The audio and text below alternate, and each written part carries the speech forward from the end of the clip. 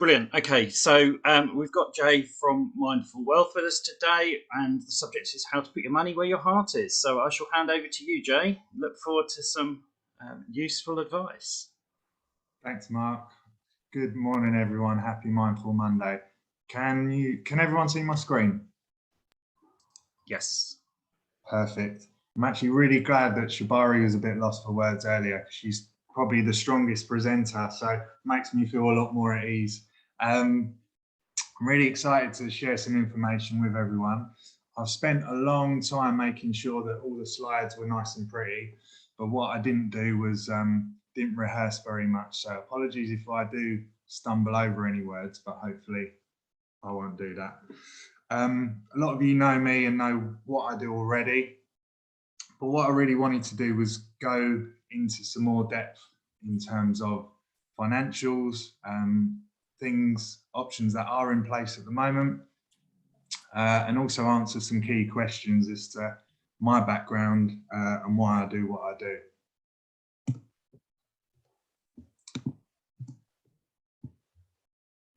It's not my dog, but thought I'd introduce sort of a lawyer type thing, because financial services presentation wouldn't be the same without a disclaimer. So just first things first, I wanted to make sure that the following isn't specific advice. Always worth speaking to someone to get specific advice tailored to your needs. Also, I know we get people from all over the world. A lot of the information, well, all of the information I'll go through today is based on UK laws and based on someone living, residing, domicile in the UK. So a little bit about my background. Picture on the left is a slightly younger, slightly more haired version of myself. I was actually in the fire brigade for 13 years, joined when I was 19, and I thought, right, this is me for life. I'm going to really make a difference. I'm going to really make an impact. And sadly, that's not the case. Very political. If anyone knows anyone that works for government, it's not great times at all. So my motivation really in my career is always to make a difference and to actually help people. And believe it or not, you don't really do much of that in fire brigade. So I started to look at different options and how to really impact people and how to really help them. So came across financial services quite a few years ago now. It was actually a company called Vitality that many of you must have heard about. They sort of fused wellness and keeping fit and healthy together with the finance side. So I trained up to do that. And it's just a natural progression, really, moving into the property side and then also looking at investments as well. So I've been doing this about 4.5 years altogether. And I can genuinely say that when I look after people, I get much more satisfaction than I ever did in the fire brigade. So yeah, really happy. It's my little dog, Ralph. So two of the questions I really want to highlight and address today. First of all is why? Why did I pick financial services? Why am I focused towards vegan and ethical investments? And also, how can an investment be vegan, be ethical? It's probably the last thing on your mind when you think about how to veganize things. So just a quick thing you can shout out or put it in the chat box. Mark, if you can read that out, because I can't see it. But does anyone have an idea of how big the average pension pot is in the UK currently?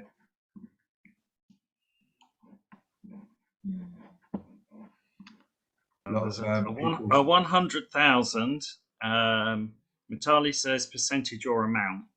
Amount, yeah, the size of an average pension. That's across everyone on average. 250,000. I'm going to go for 1 million. Okay. Michael Any says more for any more? 400,000. Michael Where's says it? 400,000. Natalie says 50k. Simone says 66k. They're coming thick and fast now. Sarah says 1.2 million. Where's the accountant? David, what do you reckon? Jabari also says 1 million. I'm going to say it's quite low, to be honest. I'd probably say about 30 grand. Okay, so a mixed bag, anything from 30 grand all the way up to 1 million. So the average pension pot, it's just over 61,000. So what that means in real money is the average amount that someone has to spend in retirement. It's around about £3,000 a year at the moment. Obviously, you've got state retirement, which, as we all know, that's people are getting older and older before you can claim that. By the time most of us can claim, we're probably going to be in our 70s, if at all. So that's the average private pension pot is paying about £3,000 per year. Can anyone guess how much money it costs to live what they call a moderate lifestyle? That's per year. How much do you think it would cost? More than 3,000. Yeah. Yeah. Jane Like- says 20,000. 28k. Natalie says 35k. Yes, Jane says 32. 25. Beverly says 20. Jabari says 25. Sarah says 40. Okay. Just over 20,000. And I would argue that anyone in the South, obviously that's just averaged out across the UK. So I'd argue that that figure is actually, as you said, Sam, much closer to 30,000. So we call that in the industry the pension gap. And so the reason for this is just to highlight the impact that we can have. The gap is huge. The amount that we need is far different from what we have. And that's the first reason why I decided to do this, because there's such a need to help people across the board. The other thing to mention as well is inflation. This diagram did include a pint of milk, but I very aggressively took that out because it's for obvious reasons. But yeah, that just these stats go to show how much things were 20 years ago and how things cost now. And inflation at the moment is massive. It's in the news. We've got, the base rate increasing, the rate at which a lot of us are borrowing money will increase as well. And inflation's really something to focus on. So what happens is people think that their savings are safe, and whilst the capital of your savings is safe, so if you've got £5,000 in a savings account, that's safe, but also there's a risk that inflation over time is going to erode that value of your money. So in 10, 20 years time, that £5,000 isn't going to be worth what it is today. So another opportunity to make sure that people really put their savings to work, make sure that they can keep up and hopefully beat inflation as well. I've got another little Q&A thing here. So I've got 3 options for you guys. So the question is, how much is currently invested in UK pensions? That's every single pension pot in the UK. So the 3 options are 27 million, 270 million, or 2.7 billion. So answers in the chat, or shout out what you think the answer is. So I think the general view from everyone is 2.7 billion, which so far I'm not seeing anyone disagree with the 2.7 billion. Okay. I'm surprised it's only 2.7 billion. I thought you'd have a higher option. Well, funny enough, Mark, you should say that, because it is actually 2.7 trillion. So a bit of a 2.7 trillion, which, if you want to even think about how that looks on paper, that's how many zeros is there. So to put that in perspective, the UK food industry, the latest stats that I've seen, is worth about 100 billion, and 1 trillion is 1,000 billions. So it's in terms of the scale, it's huge. The amount of money we have invested, and that's just in pensions. You've got other investments and other savings as well. So what I'm trying to get at with this is the impact that your money has, where people have their money invested, is an absolutely huge opportunity to really make impact and to really change things. Our biggest power, most of us, unless we're a high-level influencer, I don't think we've got any political influencers here or any people majorly on TikTok or anything like that.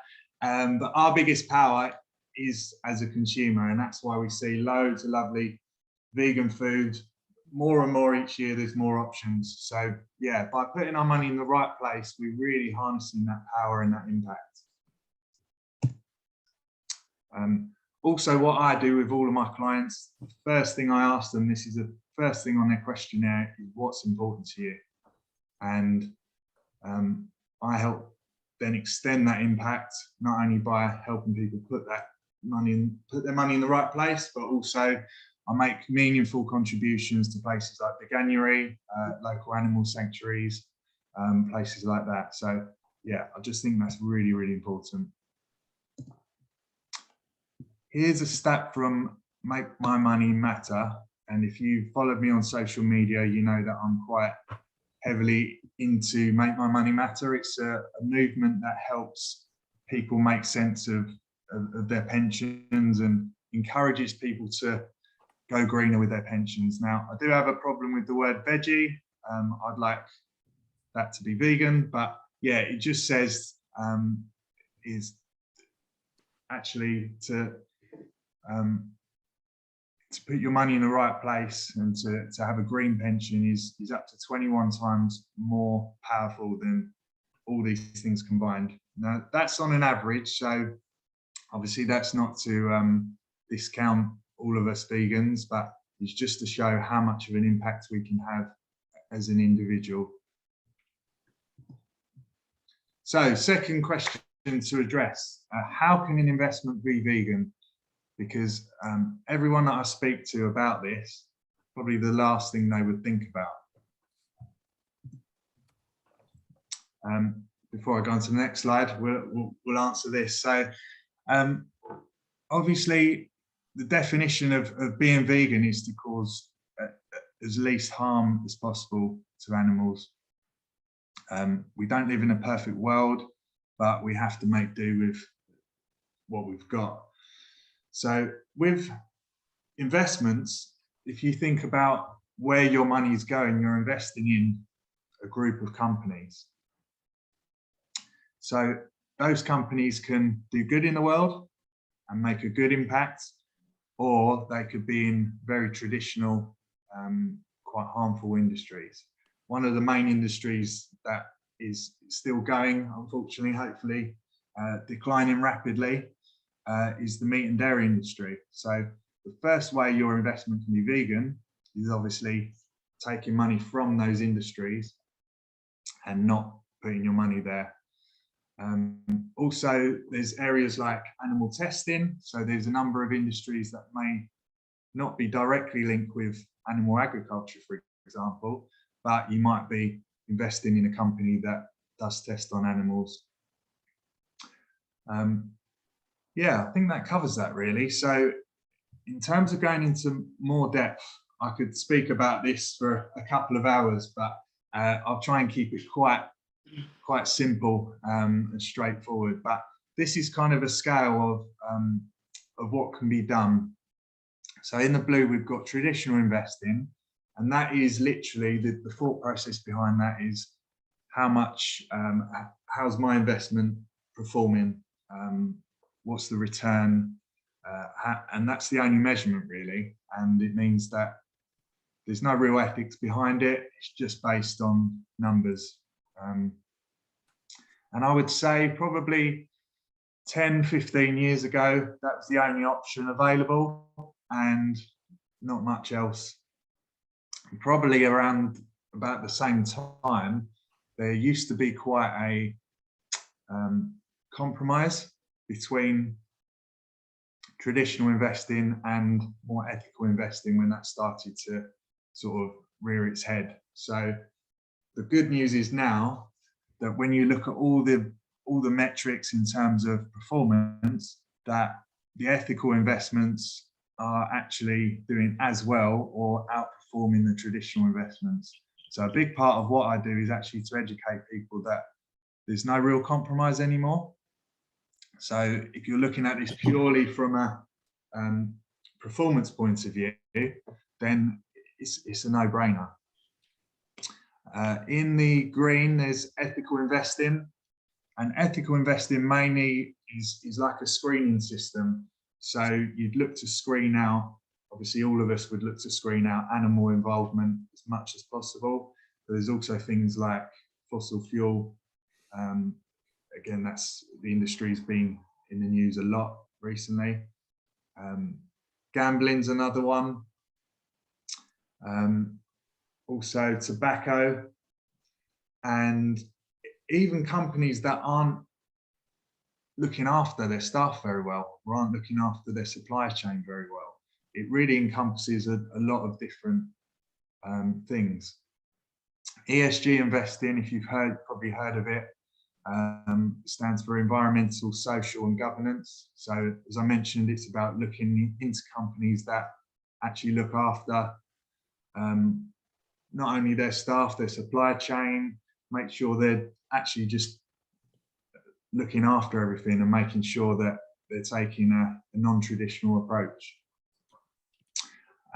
Impact investing is actually going a stage further, and that not only screens out the bad stuff, but it also invests, they call it a net positive return. So companies that actually have a positive impact on the planet, on people. So it's things like alternative fuels and energy, things like robotics, which you might not think is part of it, but robotics can help with a lot of healthcare, and it can help with reducing a lot of human suffering as well. So yeah, impact investing is really quite special, and we're seeing quite a lot of impact investing options now, which is fantastic. Also, this word called stewardship, which is referring to, sometimes it's easy to think of an all or nothing approach, and an approach where you think, well, I'm going to take my money out of this company because I don't agree with what they're doing. Whilst that's a good approach, there's also companies that may be sort of on the border, and we might identify that those companies can do better, and it's about positive encouragement. So it's about using our influence in that company to encourage better behaviours and make sure that they're actually improving. If you think about the vegan discussion, not many of us went vegan overnight. I pretty much did when I was away on holiday, but a lot of us, a lot of people that you speak to, you know, friends and family, it's all about that gentle encouragement. So that's another approach that we can take as well. So investment options currently, and as I say, there's nothing that's 100% perfect, but we're getting there, and we're getting so many more options for everyone, which is fantastic. You've got mutual societies, so places like Royal London and Vanguard, you may have heard of them. So mutual societies are ethical in their very nature because they don't have shareholders. So it's a bit like the cooperative bank. They're a bit like a co-op structure.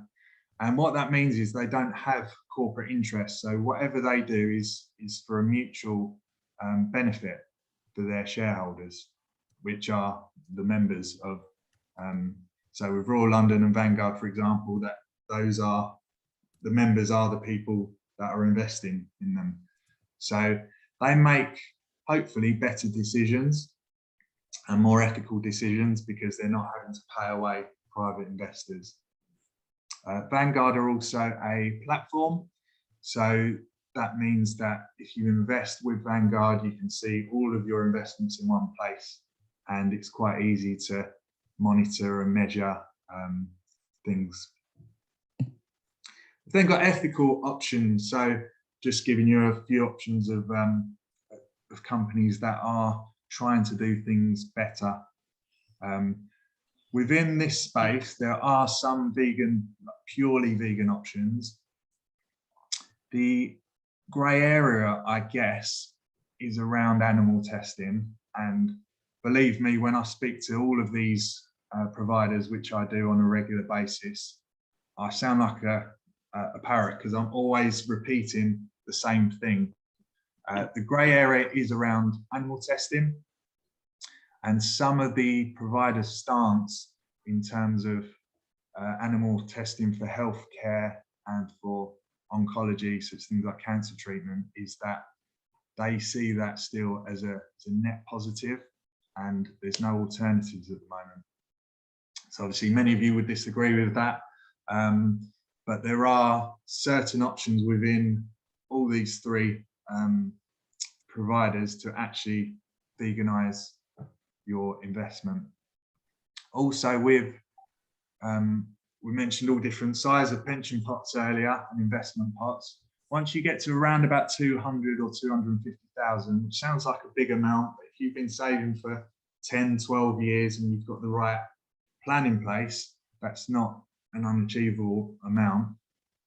We can actually do what's called a bespoke investment solution. So I'm talking to a number of clients that they may be pre-vegan, they may be not vegan yet, but we're actually looking at specific, cherry picking specific things for them. So as a vegan, you can do that.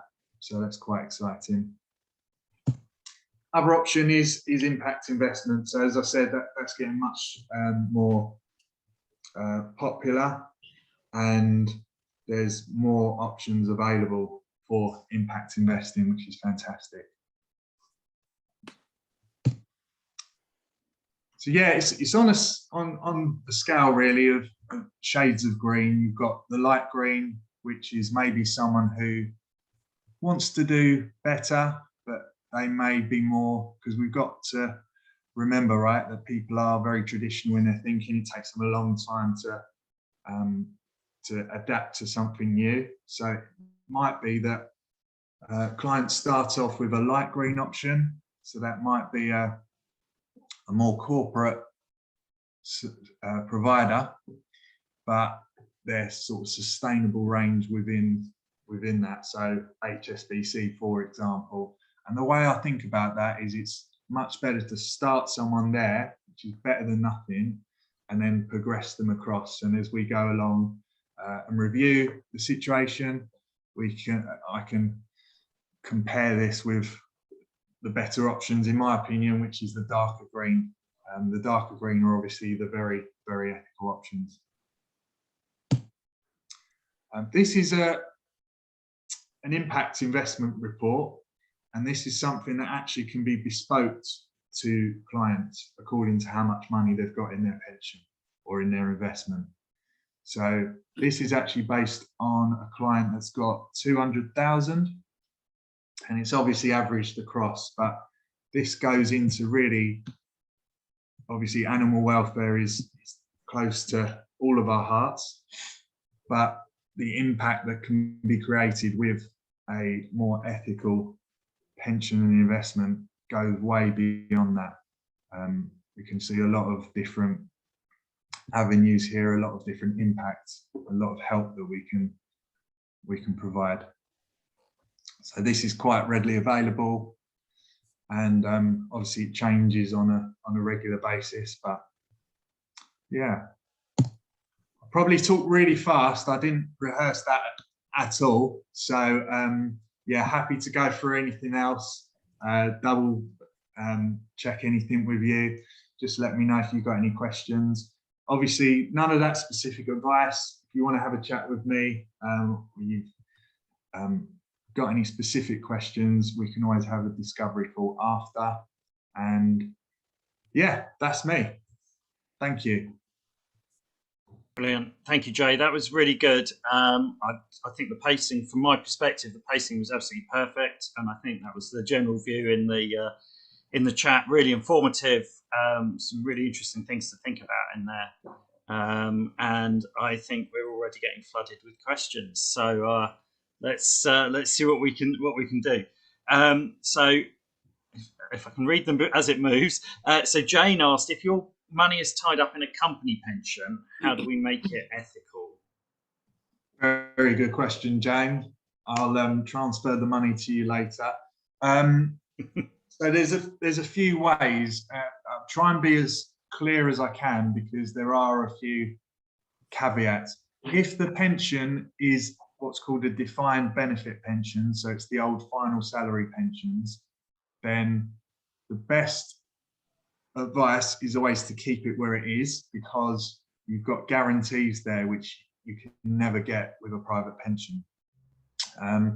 Most of the time though, people, especially with the more recent pensions in the last few years, they won't be defined benefit. So there's a number of things you can do. Make My Money Matter has templates on their website which you can actually go on and download and send to a company, and to say, I'm not happy with what I've got, I want more green options and more ethical options. So in general, you can encourage that behaviour. The other thing to consider as well is you can actually have a hybrid approach. So by that, I mean, it's always worth keeping a company pension going, because you've got not only your contributions, you've got the company paying in as well. So if you stop that and just did your own thing, you're already losing out. But depending on the scheme and depending on the rules, and obviously if it's the right thing, we don't know whether it's the right thing until we get, so I do a letter of authority to all of the current pension providers that a client has, and actually ask some really in-depth questions about protections and regulation. As long as that all checks out, we can actually do a bit of both. You can, let's say your pension's worth 20,000, you could leave a nominal amount in there, take out the rest so you can still keep the pension going, and you can then invest that into a new thing. So that's basically if you're still within the company. If you're not within the company, you'll have what's called a paid up pension, which means that you've essentially got that pot in situ, and we can look at, if it's the right thing, transferring it over. So yeah, there's a few options there for you. Excellent. Thank you, Jay. Hopefully that answers the question, Jane. Yeah, good. Right, okay, so Simone has asked, and I don't really even understand the question on this. Simone has asked, what are your thoughts on SSIP and SSAS pensions? Yeah, so those two options are basically the different structures you can have within your pension. The self-administered scheme, which is SSAS, that's quite popular at the moment. Things seem to kind of trend in and out. It's a bit in depth to answer quickly, but basically they relate to the different structures. I think as a business owner, for me, the majority of the time, the best option is to have a self-invested pension. So it's called a SIP. It gives you greater flexibility. It means as a company owner, you can actually, if you do own a limited company, you can essentially have it as an expense. So it comes out just like any other business expense. You're not paying corporation tax or any taxes from there. But also fundamentally, if you do sell the business or wind the business down, wind it up, whatever one, that's your pension. So it's just an employee benefit, you being an employee. So I would say out of the two, there's only specific examples of that SAS, the self-administered scheme, that actually really makes sense. I can answer that in more detail, but yeah, that would be my opinion. Thank you. That's helpful. I at least feel like I understand the question now, even if not fully the answer. Glad I did. Cool. Okay, so right, I'm just going down. So I've got a question from Michael. Do you know if Claire Smith at Beyond Animal has a pension fund? I assume that's for general availability, Michael, not whether she's personally got a pension.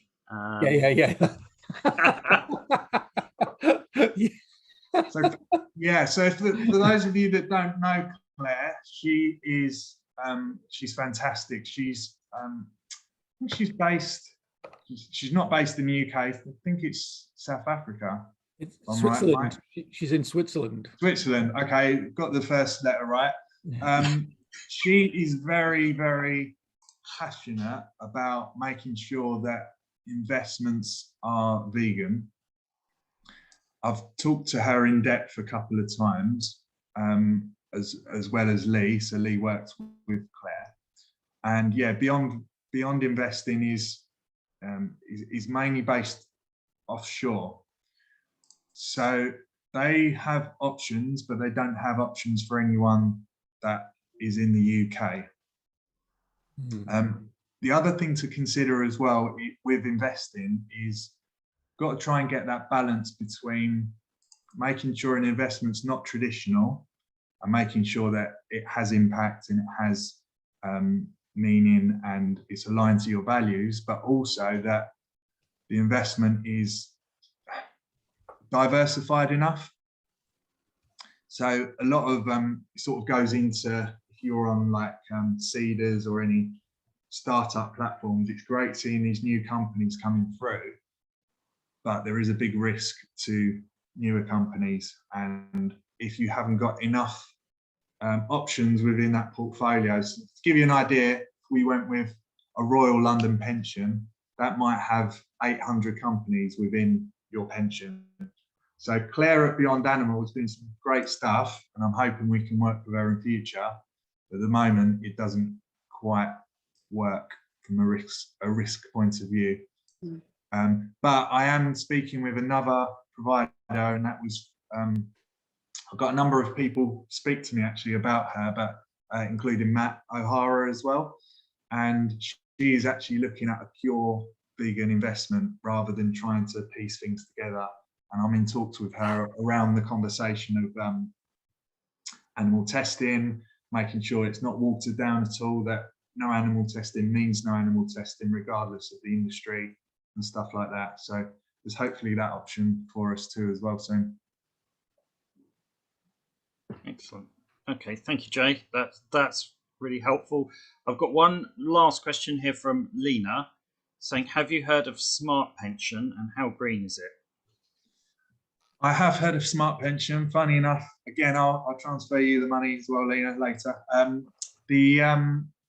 One of my clients is with Smart Pension, and just like I was mentioning about speaking to them in terms of taking money out and keeping the scheme going, I wasn't able to do that for the client because she didn't have enough in there. Smart Pension is part of Make My Money Matter. They're a good sort of, I guess, a good off-the-shelf option. Ethically, it looks okay. But what Smart Pension doesn't do, which a lot of work pensions don't do, because they're so cheap, they don't really look at the person's risk profile.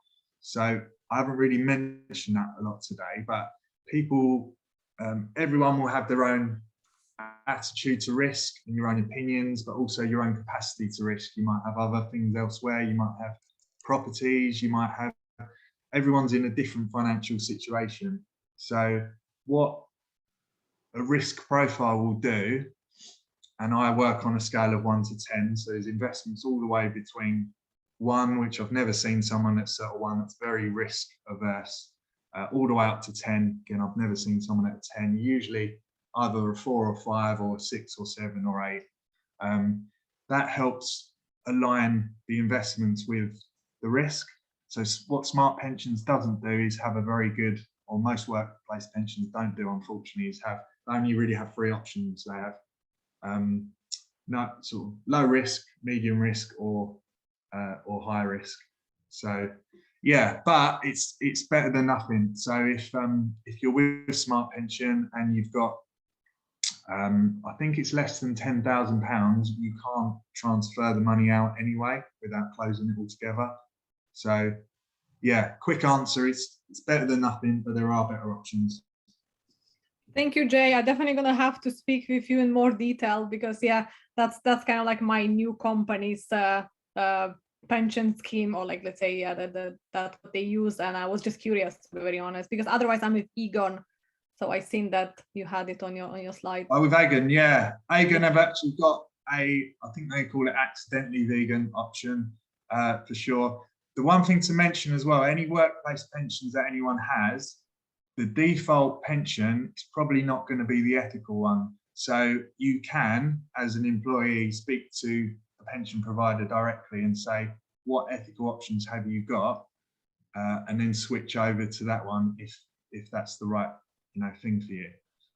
But I'm happy to, the letter of authority process is an official process which is regulated and everything else, but I'm happy to help anyone, if they've got any statements or anything that they need, help with unofficially, just to help get your heads around it. Really happy to help anyone on that basis, or speak to your work as well. I speak to a lot of employers now. I'm finding LinkedIn, actually partially with help from this group on LinkedIn, it's starting to get really it's starting to attract a lot of businesses that are maybe not 100% vegan, but they're trying to do the right thing. So yeah, it's great. Brilliant. Excellent. Thank you very much for that, Jay. I'm going to wrap up the recording now because we're pretty close to time, but that was a really great talk and some really good answers to questions at the end as well. So thank you again for that.